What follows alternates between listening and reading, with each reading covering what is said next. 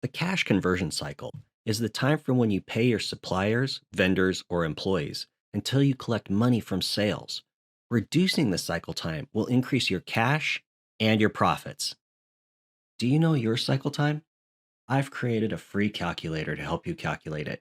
It also estimates how much your cash and profits might increase if you reduce the cycle time. Now let's look at the calculator I've developed for you to calculate your cycle time. It has two sections.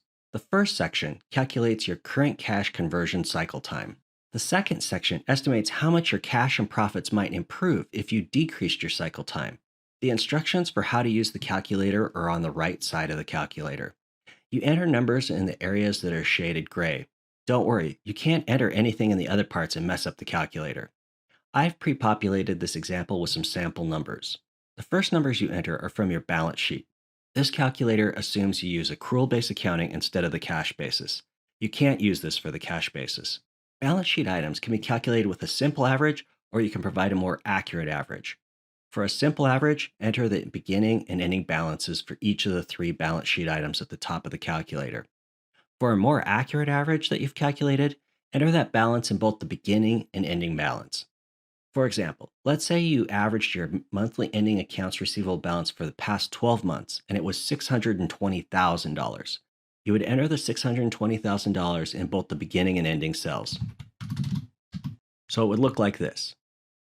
Now I've returned the numbers back to the original numbers. Next, enter the number of days from the beginning to the end of the period that you used for the balance sheet balances above. Enter your sales and your cost of goods for the period. Finally, enter your yield on cash. You have a few options for this depending on what you would do with your increased cash.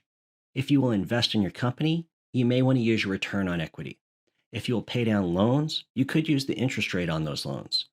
If you will increase your cash balances or invest the excess cash, you might want to use the interest rate you earn on that cash or investment.